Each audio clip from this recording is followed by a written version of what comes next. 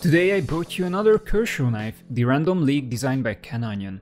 So we will give it an in-depth review, plus I will also explain to you why this so-called Randon Leek is my #1 favorite member of the popular Leek family. This is a super relevant topic as Kershaw constantly upgrades and revisits this design with fancy new grips and blade materials. If you are watching this video because you want to hear opinions on the other Leek variants before you pull the trigger on your money gun, you came to the best place.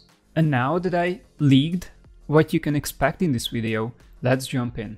Hey everyone, welcome to Salvo EDC.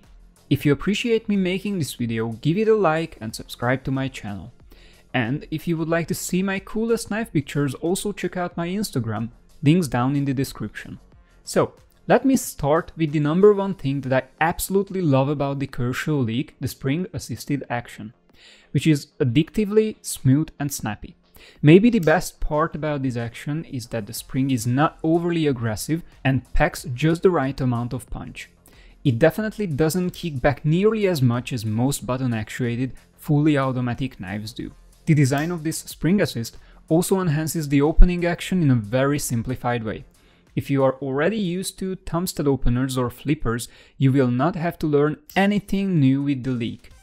Just use the knife like normal and the spring system will work on its own. This mechanism makes the Kershaw Leek a perfect gateway knife for people who would like to get into fully automatic knives but don't know where to start.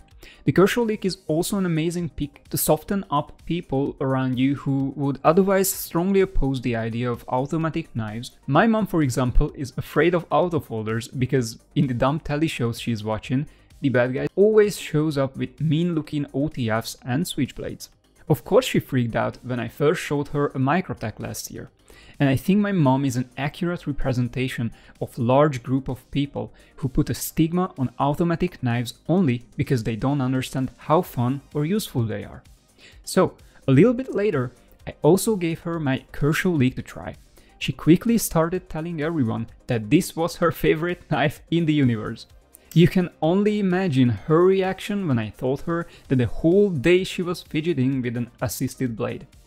She had no other choice but to own her new opinion that she is now officially a fan of automatic knives. So I can safely say for multiple reasons that the Kershaw Leek is a gateway knife between conventional folders and button-actuated autofolders. I highly recommend trying it if you are looking for a budget EDC with fun action.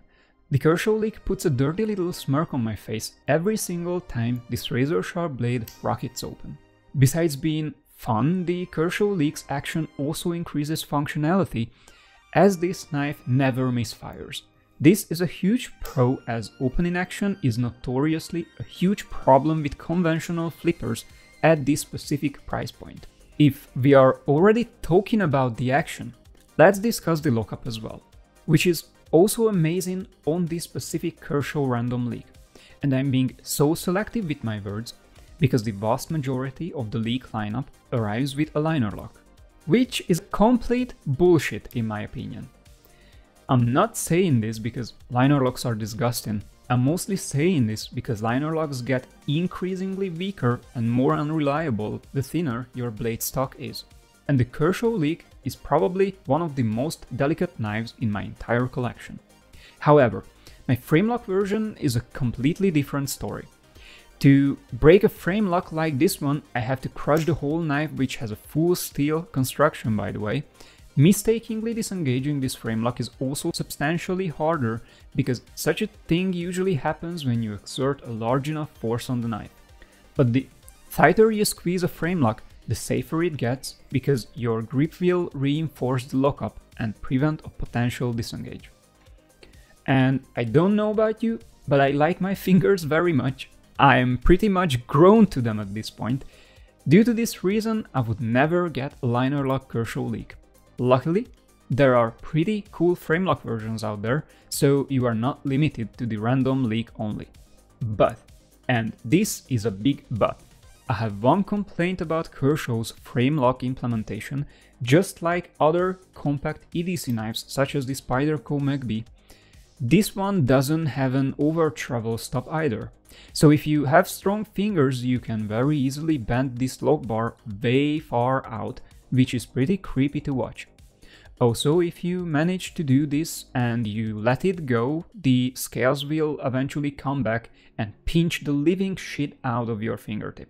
If this was not painful enough for you, I have another much bigger scale/action related problem to talk about, and that is the safety switch.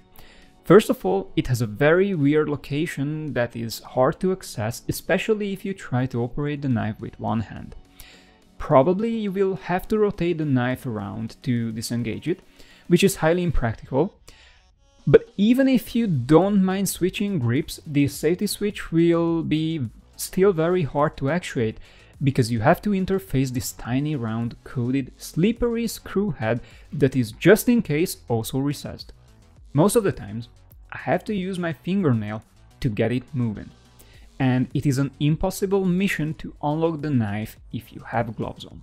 This screw solution screws up the way the safety works, as this tab uses a friction-based system. If you tighten it down too much, the safety won't be able to slide at all. But if you don't tighten it enough, the knife will frequently unlock itself and potentially open up in your pocket. But wait, this is not all of it. In the very same way the leek might unlock itself, the safety can also spontaneously slide back into locked position as you use the knife. If such a thing happens, you can easily cut or break off this tiny safety pin, as it was made out of cheap plastic. Cutting this crappy plastic pin off is probably the best case scenario.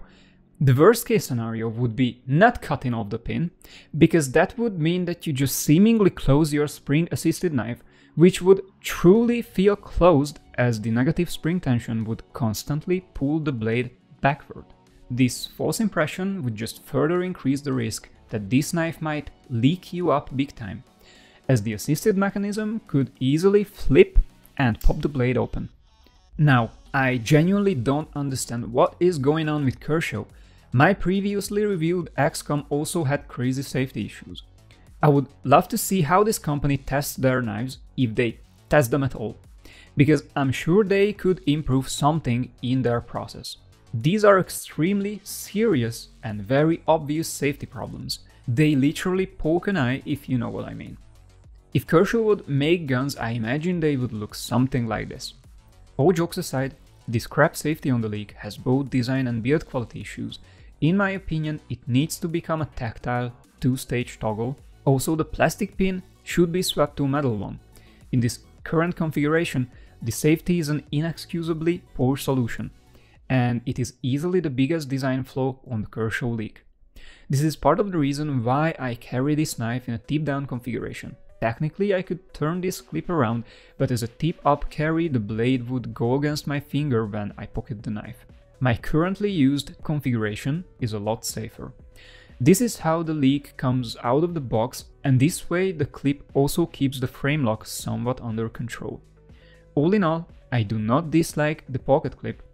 It is not the best clip out there, but compared to the vast majority of Kershaw clips, it feels above average. The retention is pretty decent, but it has a pointy end which can get painfully uncomfortable if your hand lands on it. Personally, it does not bother my palm too much.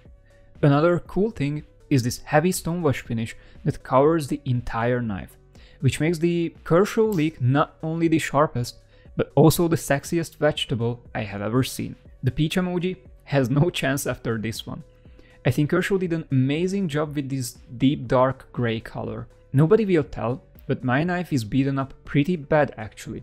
However, this rugged stonewash does a great job of absorbing scratches. I really like this finish because it encourages me to use the Leek off limits. This makes me enjoy the knife even more because it completely removes any guilt whatsoever. I can throw this thing into my toolbox, I can carry it on the bottom of my sling bag among my keys, or even have it bouncing around in my car's cup holder with some spare coins. This thing just doesn't care. Maybe the only scar that I can visibly distinguish from the finish is this big one right here, and I put this scratch on the blade when I cut a beer can in half. Besides its rugged look, the Leek also feels extremely tough and solid, mainly because of the full steel construction. This linerless solution simplifies the design a lot, which is a good thing, and according to my experience, simple things tend to work better longer. And it also makes the knife more affordable. Maybe my biggest favorite badass thing about the Leek is how the thumb stud doubles down as an external stop pin that you usually see on hardcore user blades, like Hinderer knives. And the Kershaw Leek honestly feels great. It has absolutely zero amount of blade play, and the centering is perfect, which actually makes the Leek feel like a lot more expensive knife. This blade also cuts very well, mostly because it has a super slim blade profile that also comes with a scary sharp and tall hollow grind, which combo turns the Leek into a literal laser beam. However, I have to point out that the factory edge on my Leek was terribly uneven and the grind angles did not match each other on the two sides of the edge.